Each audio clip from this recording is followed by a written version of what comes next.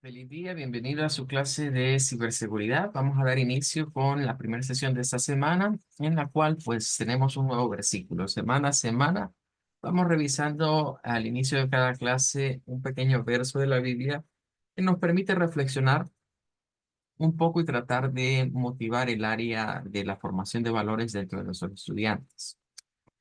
En ese caso, pues vamos versículo por versículo y le tocaría esta semana a Mateo 6:22, que nos dice que la lámpara del cuerpo es el ojo. Así que si tu ojo es bueno, todo tu cuerpo estará lleno de luz. Por tal razón, esta semana vamos a estar hablando acerca de la lámpara del cuerpo.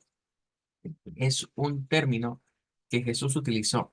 Jesús usó muchas alusiones a cosas que eran, digamos, para los tiempos bíblicos o los tiempos en los que Jesús estuvo sobre esta tierra, eran comunes, ¿verdad? Eran comunes, eran alusiones que hacía a objetos de la cotidianidad de lo que eran sus discípulos. Y claro está, las lámparas en ese tiempo ya era un objeto cotidiano y servían pues precisamente para iluminar en esos lugares donde la luz no ingresaba o donde ya estaba oscuro. Entonces, en este caso, comparar una lámpara al ojo humano conlleva a que reflexionemos sobre varios asuntos, ¿verdad? En primer lugar, si lo vemos así, Jesús estaba diciendo que esto era casi como el reflejo de lo que había internamente. La versión que estamos leyendo dice si tu ojo es bueno, pero hay otras versiones de la Biblia que hablan no de un ojo bueno, sino de un ojo saludable, o si los ojos están saludables o sanos. En ese sentido, pues podemos asumir varias cosas, ¿verdad? En primer lugar, desde el punto de vista médico, por ejemplo, los médicos, los ojos son algo que suelen examinar para saber la condición de una persona. Hay algunos especialistas, incluso en el área, digamos, de la visión, ¿verdad? Que el término propiamente es la iridología, que trata acerca del estudio del iris, ¿verdad? Que pues profundizan y es como ver para ellos las huellas dactilares en los ojos. Y dicen que en los ojos se pueden encontrar, por ejemplo, ciertos padecimientos en el iris propiamente del ojo. Se pueden dar cuenta de cuando alguien está padeciendo de algo. Sin embargo, si no nos vamos a algo tan especial, digamos, tan específico, nos quedaríamos con aquel concepto un poco más popular, ¿verdad? Que dicen de que cuando a alguien se le ve una mirada triste o tiene un semblante un poco, eh, digamos, no normal, no alegre, no se ve contento, se ve a alguien acongojado, que todo eso lo refleja el ojo. Es decir, que el ojo es capaz de decirnos el estado de ánimo de una persona, incluso, ¿verdad? Decirnos si se encuentra bien o mal, digamos, a nivel de su salud física. Sin embargo, no se nos olvide que eso también es un principio espiritual. Es decir, Jesús está diciendo, en otras palabras, que nuestros ojos son lo que nos ilumina y que, claro, de acuerdo a lo que consumamos, así será nuestro interior. Si nuestro ojo ve cosas que no debemos ver o lo nutrimos, digamos, de cosas que no son eh, palabras de vida como las que están en la Biblia, pues adentro no tendremos luz. Y si no tenemos luz, ¿verdad? Pues lo que tendremos es tinieblas, porque eso es un contraste, o somos luz o somos tinieblas. Bueno, de eso vamos a estar hablando el resto de esta semana, ¿verdad? De la lámpara del cuerpo y cómo el ojo, digamos, influye en lo que podemos ver. Eh, bien, hasta acá esto. Vamos a seguir con algunos conceptos de lo que es la parte de la ciberseguridad. Hoy vamos a hablar específicamente de un triángulo, ¿verdad? Que se da entre tres conceptos que están inmersos dentro de la ciberseguridad. Vamos a hablar acerca de la confidencialidad, disponibilidad y la integridad. Esto se nos pinta en un diagrama como una especie de delta, en donde el centro de esta delta nos dice que es la autenticación y control de acceso. Hay ciertas áreas que debemos de ir destacando en términos de la parte de la seguridad a nivel de redes informáticas, a nivel de procesos de telecomunicaciones. Y estos tres conceptos pues van a formar parte ahora de lo que vendría siendo el término ciberseguridad. Cuando hablamos de ciberseguridad, debemos de hablar de la disponibilidad de un servicio para quienes deben de tener acceso al servicio, claro está. Es decir, que el servicio esté siempre activo, que no hayan razones por las cuales los usuarios no puedan accesar. La disponibilidad tiene mucho que ver con el hecho de que una persona pueda conectarse sin mayor problema o pueda tener acceso a cierto tipo de información sin mayores dificultades, siempre y cuando sea una entidad autorizada, es decir, a alguien que se le dan los permisos para que accese a esa información. En términos de comprobar, digamos, su autorización, pues debe hacerse lo más simple posible, pero también protegiéndonos, porque ahí viene la parte de la confidencialidad. Cuando hablamos de confidencialidad es lo opuesto a la disponibilidad. ¿En qué sentido? En que si pensamos que esa autenticación y control de acceso, lo que está ahí en ese punto es datos, es información.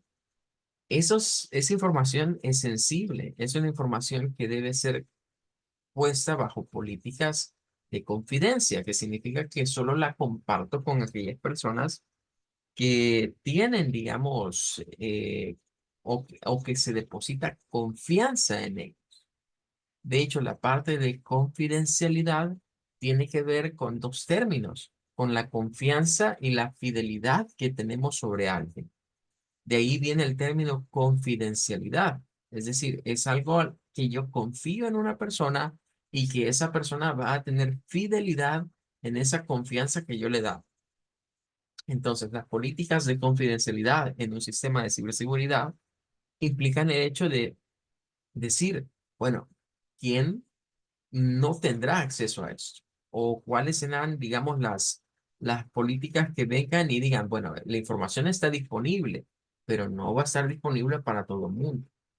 En otras palabras, la confidencialidad es como esa burbuja que vendría a quitar de en medio a todos aquellos usuarios para los cuales una información es que sea de corte demasiado sensible no debe tener acceso.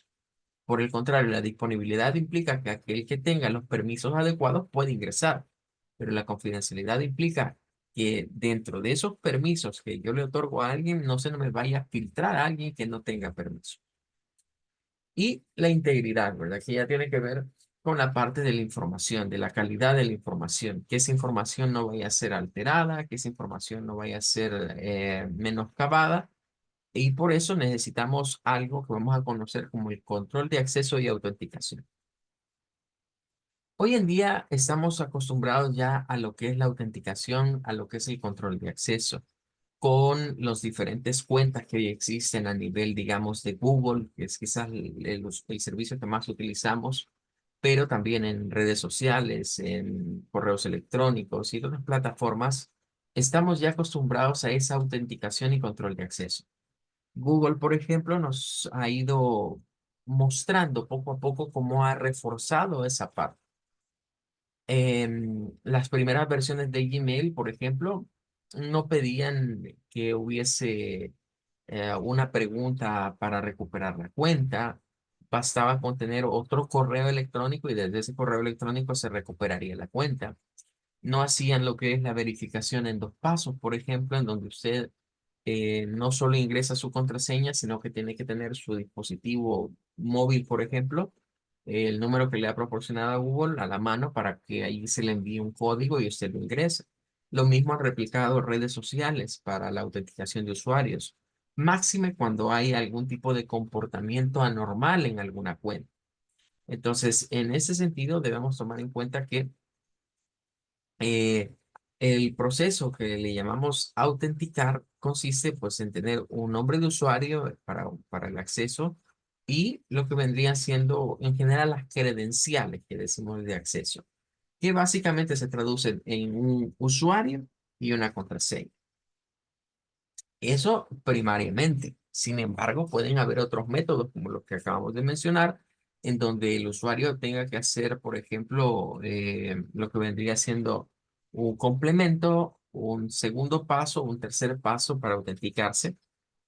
Pero claro, entre más pasos pongamos para la autenticación, garantizamos al usuario que sus datos están seguros. Pero además de eso, también lo ponemos en el traspié de la disponibilidad. A veces encontramos usuarios de Internet, como en Internet hay de todo, ¿verdad? Y hay usuarios que son desesperados y que ellos quieren las cosas para ayer, ¿verdad? Entonces, estar pidiéndole demasiada autenticación a una persona, demasiada validación a una persona, podría ingerir en el hecho de que pues, no les guste ese tipo de servicios y se quieran salir. Eh, las páginas web, por ejemplo, o algunas aplicaciones que tienden a utilizar hoy los famosos códigos chapta para saber que no hay un bot del otro lado que es el que quiere accesar a la información o enviar información, desesperan a algunas personas, ¿verdad? Hay códigos chapta que algunos los consideran demasiado engorrosos y pueden terminar en el traspié de ni siquiera ingresar ya o negarse a ingresar a lo que iban a hacer porque eso lo sienten demasiado complicado. Estar viendo las figuritas, que darle vuelta, que ponerlas de este lado. Podrían ser técnicas de autenticación y control de acceso que modernamente pues tienen validez, pero que lamentablemente los usuarios no las comprenden o las sienten demasiado complejas. Bueno, entonces aquí está un poquito más detallado lo que vendría siendo los tres parámetros de los que estamos hablando. La confidencialidad, evitar que alguien que no está autorizado pueda acceder a la información. La disponibilidad de información relacionada disponibles para el personal autorizado. Ahí es donde vemos como esa cosa que diríamos es como un opuesto. Es decir, la confidencialidad es evitar que accese a alguien que no está autorizado a datos sensibles. La disponibilidad es que accese a alguien que esté autorizado. Así vamos a ver esta parte. Y la integridad, pues, es que los datos no sean cambiados, que no sean alterados por alguien que no esté autorizado a ello. Entonces, estos tres forman como esa delta que acabamos de ver, ese triángulo en el cual deben de estar correlacionados y en el cual nosotros debemos de pensar siempre en términos de la información.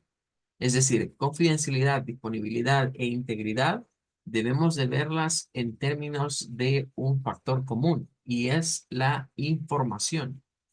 ¿Quién puede accesar a la información? ¿Quién no puede accesar a la información? Y que la información se mantenga intacta, que no sea modificada a menos que sea alguien que tenga el permiso para hacer. Aquí es donde se comienzan a filtrar, ¿verdad? La mayoría de hackers, ¿verdad? En la parte de la confidencialidad.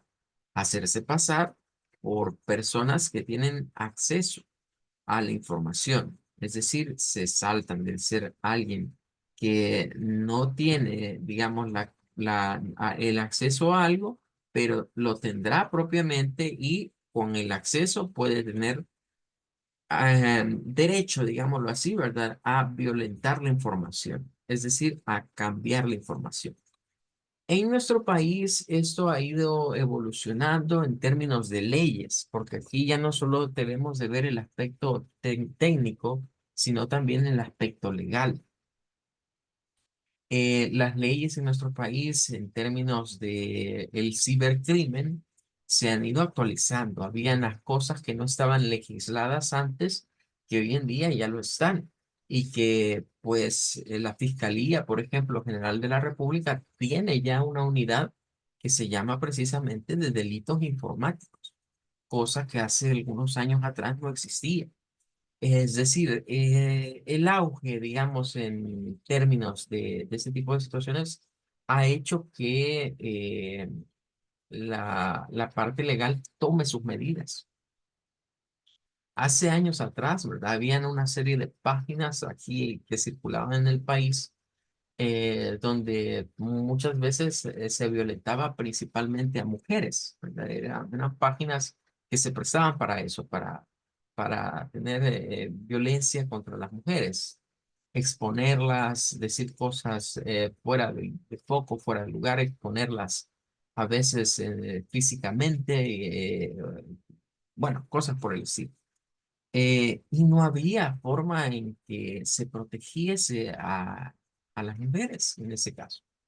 Entonces, las leyes fueron modificadas y no está de más, ¿verdad? Echarle un vistazo a lo que tiene que ver, digamos, del Código Penal, las modificaciones del Código Penal y cómo han incorporado hoy los delitos informáticos. Ya, a eso podemos agregar, por ejemplo, las estafas a nivel de cuestiones de clonaciones de tarjetas de crédito o robar, por ejemplo, las credenciales de acceso de personas a sus cuentas de banco y sacar lo que está ahí. En los últimos días, algunos bancos han promovido mucho el hecho de que hay que tener protección. En especial hay un banco al cual, quizás porque es el que tiene más usuarios, pienso yo, o más cantidad de clientes, lo han tomado, digamos, para atacar a sus clientes propiamente, ¿verdad? No voy a mencionar el nombre, pero durante un tiempo se estuvieron dando muchas denuncias de personas que recibían llamadas para variar, ¿verdad? De personas con acento colombiano, o identificándose como algún agente o algún gestor del banco en cuestión y mucha gente cayó víctima de ellos. Era como, pues, la forma de hablar, de decirle las cosas, decirle que había pasado un problema, o a veces eran correos electrónicos que a las personas les llegaban, pero más frecuente eran por llamadas, diciéndoles que se había perdido el acceso a su cuenta, que si querían recuperar su cuenta enviaran cierto tipo de documentación sensible y otras cosas por el estilo. Eso implica ya un ataque propiamente. Eh, Se dio pues la situación en la cual muchas personas cayeron víctimas de ese tipo de trucos, ¿verdad? De ese tipo de estafas, eh, y se dieron su información. Entonces, ya las autoridades tomaron cartas en el asunto. Sin embargo, el banco, ¿verdad? Para no seguir con ese tipo de problemas, lanzó una campaña, ¿verdad? Muy agresiva por varios medios donde le dicen a los usuarios, mire, si a usted le llaman, el banco nunca le va a pedir esto, esto y esto. Nunca le vamos a pedir datos personales. Y tiene lógica, porque al final de cuentas el banco ya lo tiene. Aunque en muchos call centers de bancos nos hacen pasar algún tipo de proceso de inspección para verificar que la persona sea, son datos que ya tienen. Nos piden a veces que el DUI, que fecha de cumpleaños, que correo electrónico, que NIT, o cualquier información que sea, digamos, para identificarlo, pero es porque lo que quieren es asegurarse que el dueño, digamos, de la cuenta es con el que están hablando realmente. Ellos ya tienen toda esa información, no es que le estén pidiendo para llenarla en ese momento. Eh, Todo eso tiene que ver con esa parte. Y repito, no solo lo centremos al hecho de las computadoras.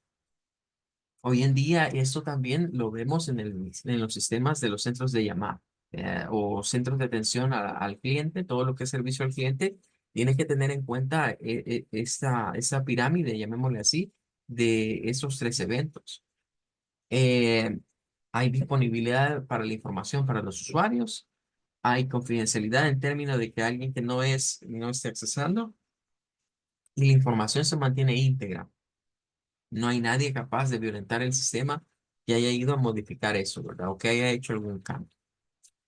Bueno, esos tres elementos pues los vamos a tener en mente para lo que vamos a estar hablando. Ahora, ya definíamos, ¿verdad? Ahora pasamos de hablar de ciberseguridad a cibercrimen, porque a nivel internacional hay leyes, cada país tiene sus legislaturas propias Y nuestro país no es la excepción. Es decir, hoy ya hablamos precisamente acá, no como cibercrimen, pero sí hablamos de delitos informáticos.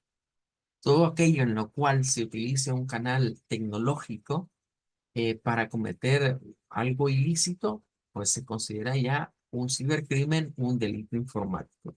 Y en nuestro país ya está penado. Hay varias penas, digamos, algunas que se pueden arreglar con la parte económica, otras que no, ¿verdad? O sea, hay como cierta categoría que los hace hasta cierto punto excarcelables y hay otros que no. Ya hemos visto hoy en día, quizás esto se ha vuelto más común en, en términos de estos influencers o personas que manejan redes sociales, que comienzan quizás a atacar a alguien, ¿verdad? Alguien, una figura pública, comienzan a difamar, comienzan a vertir cosas que no son ciertas y pues resulta que viene la persona y los demanda. Utilizar los canales electrónicos para desvirtuar a una persona, para decir cosas que no son ciertas, que no tengo pruebas ni nada por decirlo, me puede conllevar a mí un problema legal de ese tipo. Eso viene siendo, digamos, lo más común. Pero allí, digamos, estamos no en un delito que sea clasificado como un cibercrimen. Se usó el canal, digamos, de las redes sociales para llevar ese mensaje, pero no implica un cibercrimen. Los cibercrimen ya estamos hablando de violentar más que todo algún tipo de estructuras.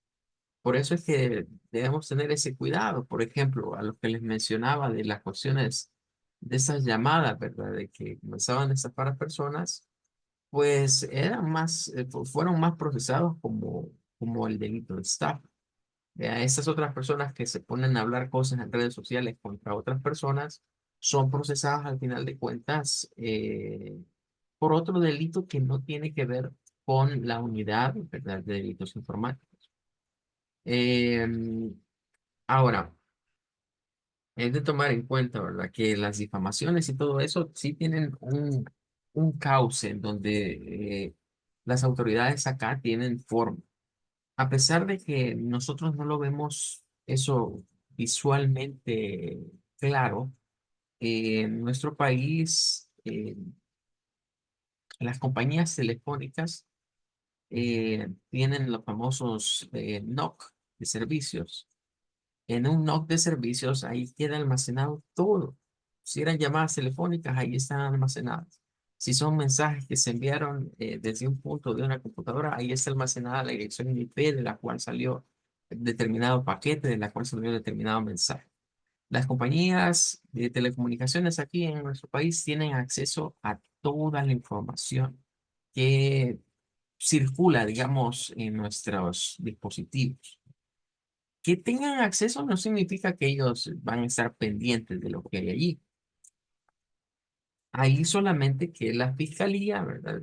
Pide una orden a ellos y pues, ellos tengan que entregar lo que son ese tipo de informaciones. En otras palabras, lo que quiero llegar al punto es que sí, hay sistemas de rastreo aquí en nuestro país.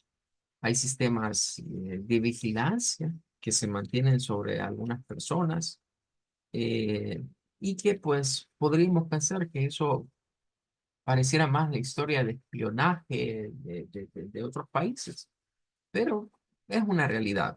Es decir, la información que anda rondineando en Internet, hay formas de que aunque yo diga que es privado, de que yo lo mandé privado, hay formas, digamos, de encontrar esa información.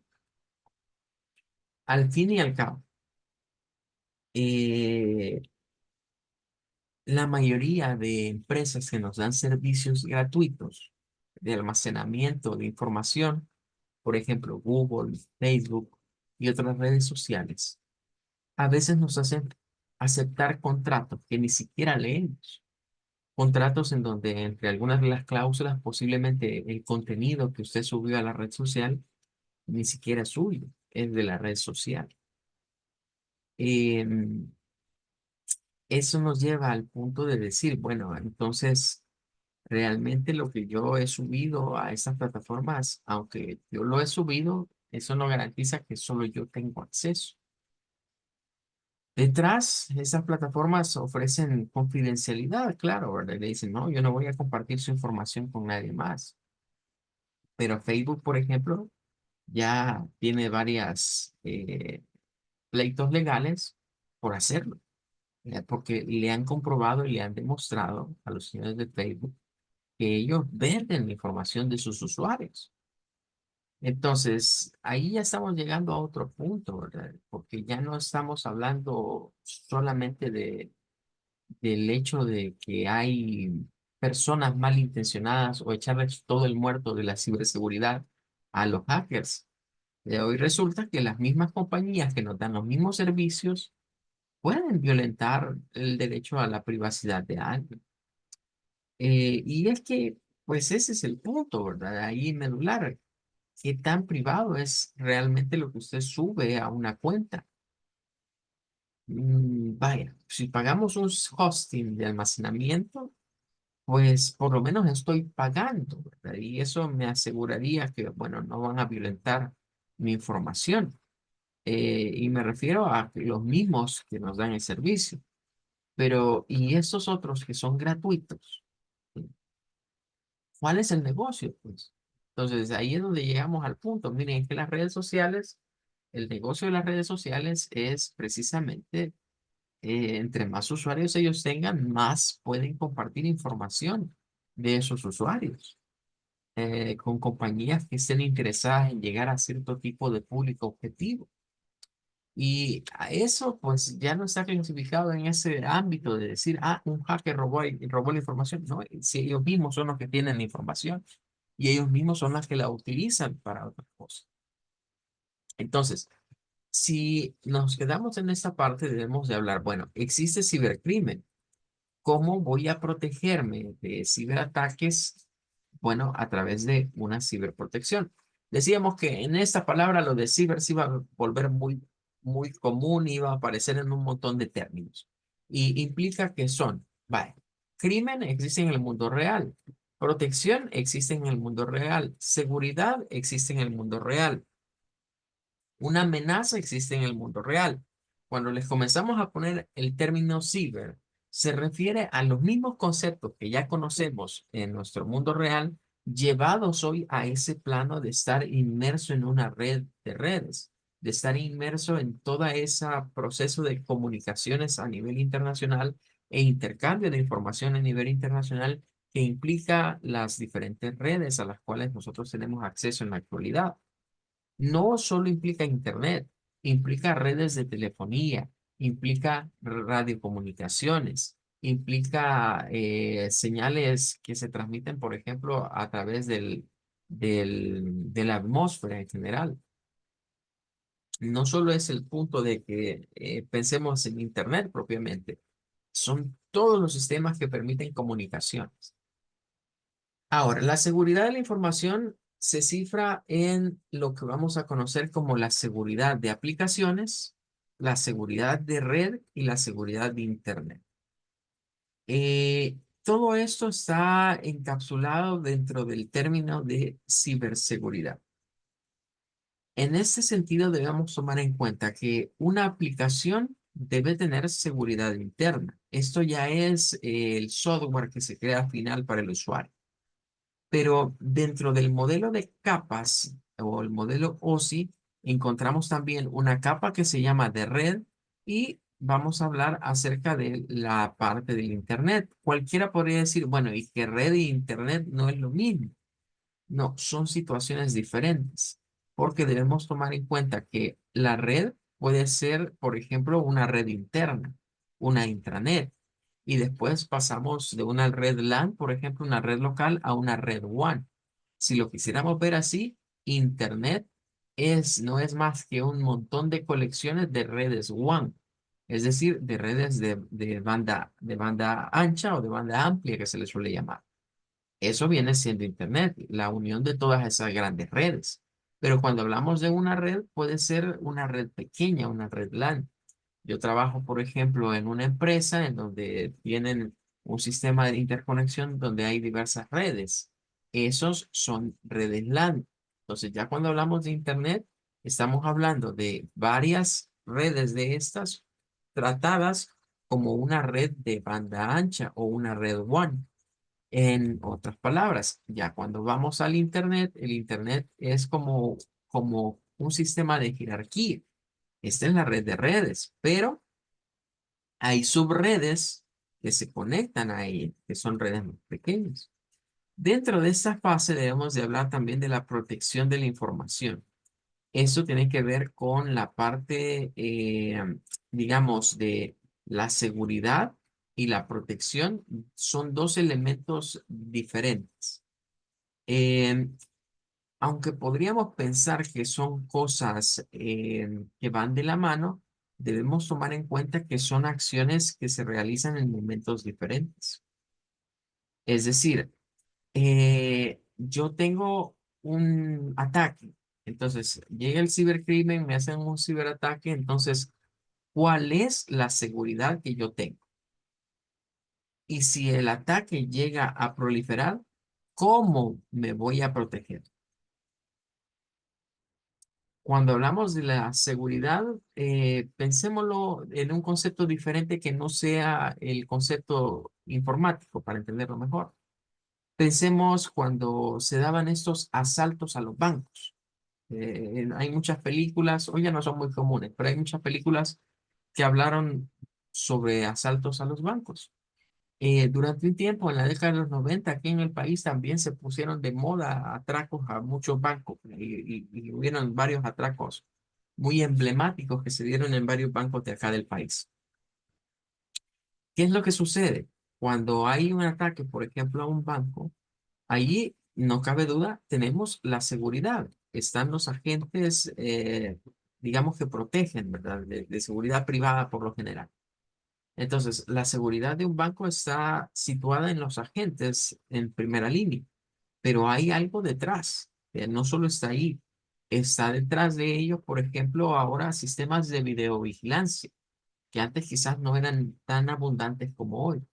Entonces, pero detrás de los sistemas de videovigilancia tiene que haber otro operario más que es el encargado, ¿verdad? Desde la parte de las cámaras, de estar vigilante también. O sea, están los que están en la puerta, que es un primer nivel, pero después, más adentro, hay otros niveles. A eso agreguen las famosas alarmas, ¿verdad? Que disponen a veces en los centros de atención o a veces en las mismas cajas para esas alarmas silenciosas que ya son para alertar no al personal interno, sino al personal externo, es decir, a la policía, ¿verdad? En cuestión. Bien, todo eso tiene que ver con la parte de la seguridad, claro está. Pero si un ataque llega a proliferar, es decir, mis niveles de seguridad fallaron, en el nivel que haya sido, fallaron y el ataque se dio, el robo del banco se dio, por así decirlo, bueno, ¿cómo protejo esos activos? Es decir, se llevaron el dinero, pero yo tengo que tener protección sobre ese dinero. Es obvio, ya no lo tengo sobre el dinero físico, porque ese ya se lo llevaron, digamos, los asaltantes, los ladrones. ¿Qué protección voy a tener sobre eso? En otras palabras, aquí va en juego, por ejemplo, el tema de los seguros. Me he salido del mundo de la informática para explicar el concepto de protección y seguridad. Yo puedo tener mis agentes de seguridad, pero ellos pueden fallar en algún punto. Entonces, esa información, ¿qué medidas habré tomado por si esa información es secuestrada, por si esa información es tomada, si es modificada? En esa parte ya entra en el mundo de la informática los famosos backup, ¿verdad? O las copias de respaldo. Tengo copias de respaldo de esa información. Tengo de dónde, digamos, si me los llegaron a reemplazar por otros datos, reemplazarlos por los datos originales.